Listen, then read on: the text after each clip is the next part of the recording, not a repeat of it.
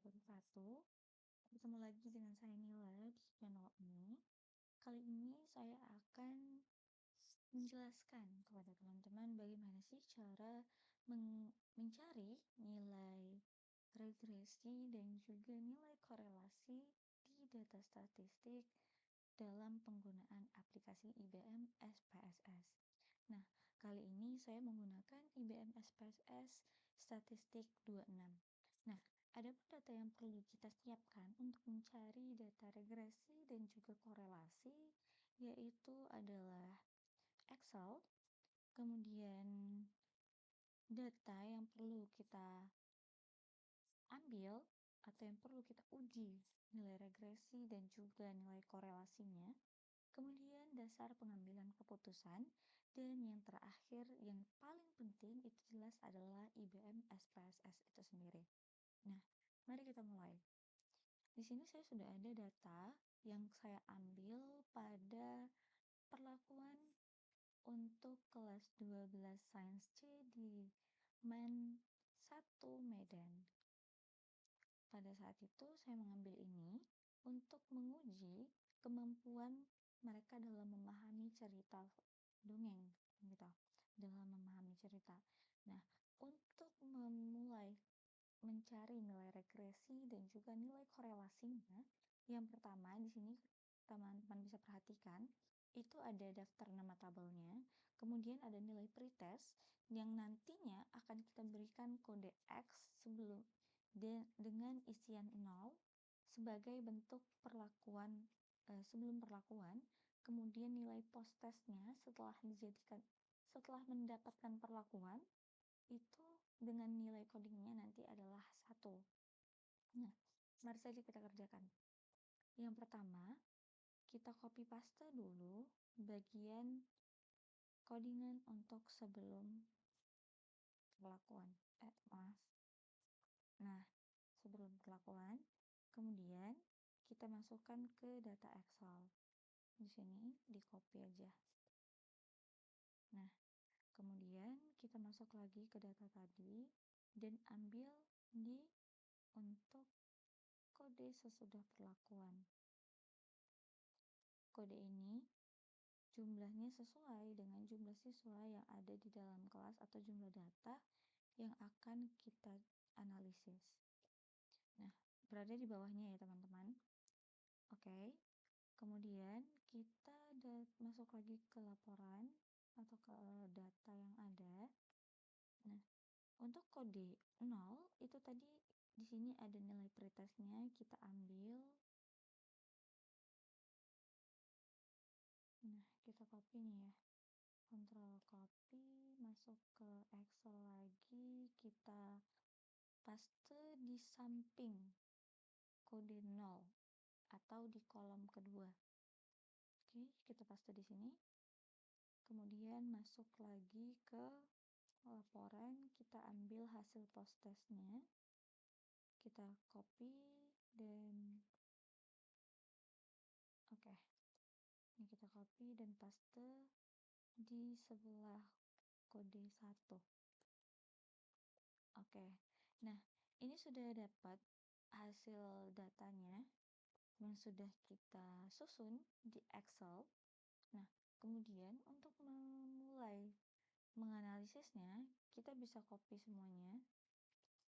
Oke, ini kita copy. Kemudian kita masuk ke SPSS.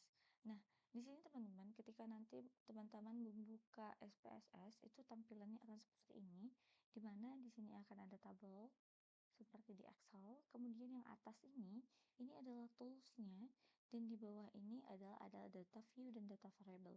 Kegunaannya apa? Mari kita lanjutkan video ini untuk mengetahuinya. Pertama, untuk kode itu, yang sudah kita copy paste dari Excel, kita paste di sini. Nah, sudah. Nanti tampilannya akan seperti ini teman-teman, tulisan animasi var 001 dan var 002 dengan nilainya seperti ini. Nah, untuk mengubah ini, nilai desimal ini, kita masuk ke variable view. Masuk ke variable view, nama di var1 ini, var0001 ini kita ganti jadi variabel X, dan di var2 kita ganti jadi variabel Y.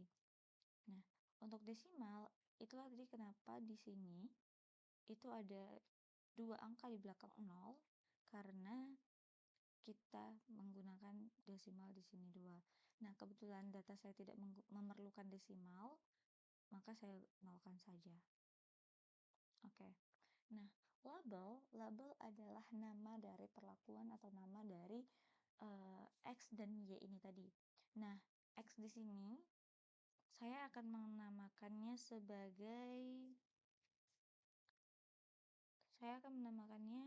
sebagai perlakuan saja deh. Ini dia. Nah, ini. Perlakuan. Nah, kemudian untuk di data Y, saya akan menamakannya sebagai skor kemampuan. Skor oke.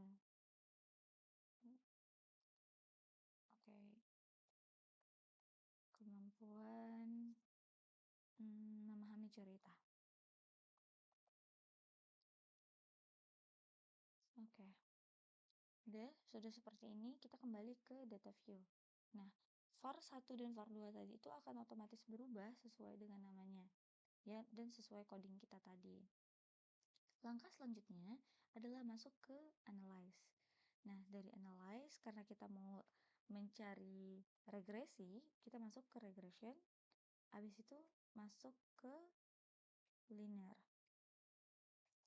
Oke, setelah itu teman-teman, yang data perlakuan atau data X ini tadi kita masukkan ke independen, dan skor kemampuan ini kita masukkan ke dependen. Maksud dari dependen dan independen ini adalah variabel terikat dan variabel bebas. Nah, sudah kita masukkan sesuai dengan urutan, maka klik OK. Nah, ini sudah muncul teman-teman hasilnya dari data yang sudah kita masukkan tadi, data hasil analisis regresinya. Nah, untuk bisa mengetahui hasil simpulan ini, kita perlu membuka dasar pengambilan keputusan tadi. Nah, di sini teman-teman, mari kita baca dulu bahwa dasar pengambilan keputusan untuk uji regresi linear sederhana yaitu dapat menimbulkan dua hal. Yang perlu dibandingkan adalah nilai signifikansi dan nilai probabilitas 0,5. Nah, perhatikan di sini teman-teman. Jika nilai signifikansi kurang dari 0,5, artinya variabel X berpengaruh terhadap variabel Y. Dan jika nilai signifikansi lebih dari 0,05, artinya variabel X tidak berpengaruh terhadap variabel Y. Nah, bagaimana cara melihatnya? Kita lihat di sini teman-teman. IBMX. Nah, kita masuk ke tabel ANOVA yang ini.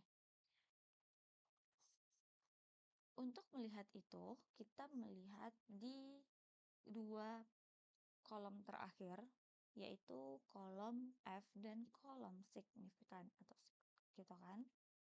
Nah, dari sini kita bisa lihat bahwa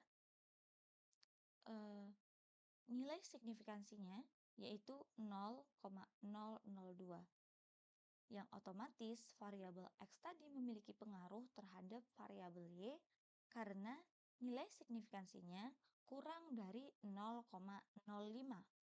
Nah, untuk melihat seberapa kuat nilai variabel X terhadap variabel Y, atau kita katakan sebagai nilai perlakuan terhadap kemampuan siswa dalam memahami isi cerita, itu kita lihat dari tabel model summary.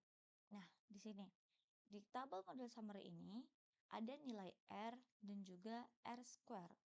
Nilai R-nya adalah nilai korelasi yang di sini tertulis sebanyak 0,427. Sedangkan nilai R square-nya di sini bermaknakan sebagai nilai determinasi yang di sini tertera sebesar 0,183. Nah, hasilnya jika seperti ini ya, teman-teman, maka bisa kita ketahui bahwa variabel X yang tadi adalah perlakuannya itu dapat mempengaruhi variabel Y sebesar 18,3%. Dari mana 18,3% ini?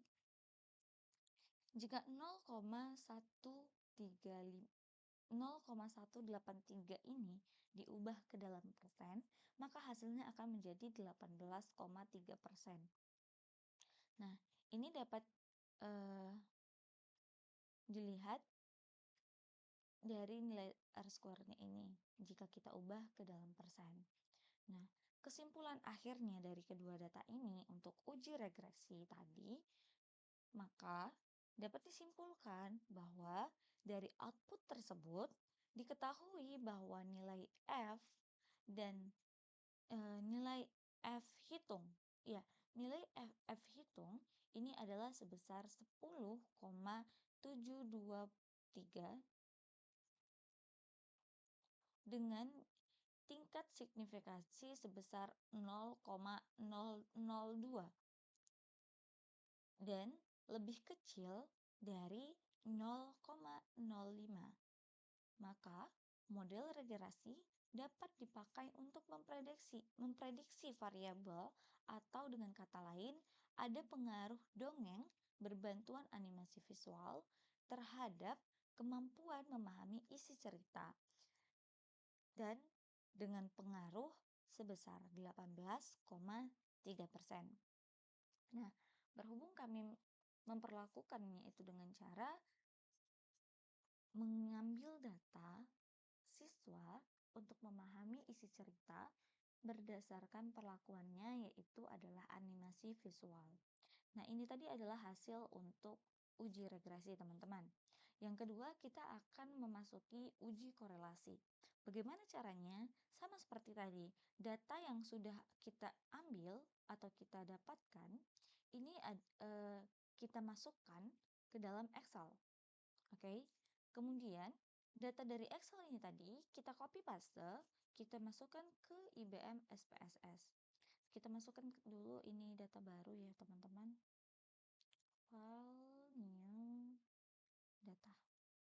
Nah, di sini bisa kita copy paste saja seperti tadi, teman-teman. Kita copy paste, data view-nya ini kita ganti jadi variabel X, kemudian yang ini kita ganti jadi variabel X, yang ini kita ganti jadi variabel Y. Mana nih? Nah, variabel Y, kemudian desimalnya kita nolkan karena saya tidak menggunakan desimal, dan labelnya di sini kita beri nama perlakuan. Perlakuan di sini sebenarnya itu kami menayangkan video untuk isi cerita, menayangkan video berbasis animasi visual untuk menguji pemahaman siswa-siswa gitu. Dan di sini kita buat skornya. Skor, oke. Skor apa nih? Ya.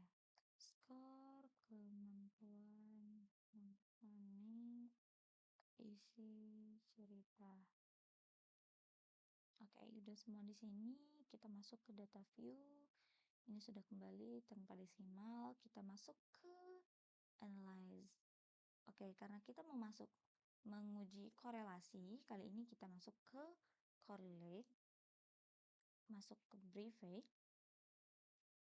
Kemudian setelah data ini muncul, kita pindahkan keduanya ke data variabel ini. Nah, pastikan teman-teman untuk kata persen di sini ini sudah dicentang. Kalau sudah dicentang, barulah kita klik OK. Nah, hasilnya udah keluar, teman-teman. Ini adalah data korelasinya. Bagaimana cara mengambil keputusannya?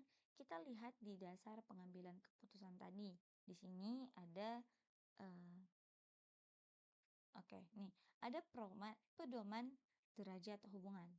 Yang pertama, jika nilai percent correlation itu 0,00 sampai dengan 0,20 itu sama dengan tidak ada korelasi. Kemudian, jika nilai percent correlation itu 0,21 sampai dengan 0,40 sama dengan korelasi lemah. Nah, jika nilai percent correlation itu ada 0,41 sampai dengan 0,60 itu sama dengan korelasi sedang. Kemudian, jika 0% correlation senilai 0,61 sampai dengan 0,80 itu sama dengan korelasi kuat. Dan jika nilai percent correlation itu sama dengan 0,81 sampai dengan 1,00 maka korelasi sempurna. Kita kembali ke IBM SPSS tadi teman-teman. Nah, di sini ya. Oke. Kita bisa lihat dan perhatikan di tabel korelasi ini, terutama di skor kemampuan. Ini tidak ada tanda negatif yang berarti eh, hasil korelasinya, hasil korelasinya adalah positif. Dan bisa kita ketahui jika dilihat dari baris kedua, yaitu di title ini, itu nilainya adalah 0,002 yang bisa kita ketahui dia memiliki eh, hubungan berkorelasi. Hubungan berkorelasi ini tetap kita ambil dari dasar pengambilan keputusan untuk nilai signifikan tadi. Yang ini teman-teman, yang sebelumnya. Nilai signifikan kurang dari 0,05 maka berkorelasi, dan jika nilai signifikan lebih dari 0,05 maka tidak berkorelasi. Nah, di sini nilainya tadi kurang dari 0,05 karena nilai dari korelasi itu sendiri adalah nih 0,002 yang artinya lebih kecil dari 0,05 yang berarti ia memiliki hubungan atau berkorelasi. Nah, lalu kita lihat di data percent correlation.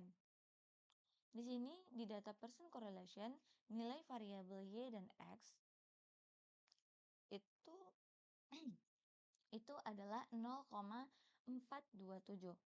Nah, di nilai 0,427 ini jika kita bandingkan ke dasar pengambilan keputusan di bagian pedoman derajat hubungan tadi, 0,427 itu berada di antara ini, di antara 0,41 sampai dengan 0,60. Artinya, nilai percent correlation dari data yang saya ambil itu bernilai korelasi sedang karena nilai dari korelasinya adalah 0,427. Nah, berdasarkan ini maka nilai nilai nya ini sudah menjadi korelasi sedang, dan bisa diketahui bahwa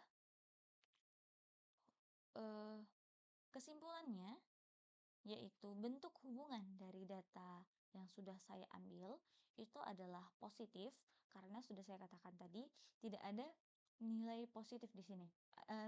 Nilai negatif di sini.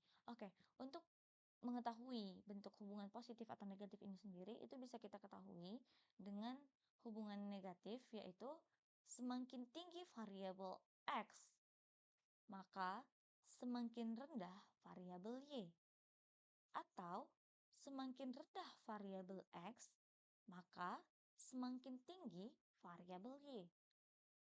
Dia saling ber- berlawanan gitu teman-teman untuk variabel negatif.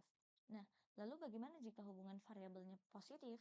Oke, maka jika semakin tinggi variabel X akan semakin tinggi variabel Y, atau jika semakin rendah variabel X maka akan semakin rendah variabel Y. Nah, dari sini bisa kita simpulkan bahwa bentuk hubungan dari data yang sudah saya peroleh tadi adalah positif dan semakin yaitu semakin tinggi nilai variabel untuk perlakuan, yaitu dongeng berbantuan animasi visual, maka semakin tinggi juga nilai dari variabel Y, yaitu kemampuan dalam memahami isi cerita. Demikianlah tutorial atau bagaimana cara kita untuk bisa melihat dari menganalisis data untuk melihat hasil regresi dan hasil korelasi dari data yang sudah diinput melalui IBM SPSS Statistik. Kali ini saya menggunakan IBM Statistik versi 26. Demikianlah saya Nila Anggita Nasution. Sampai jumpa.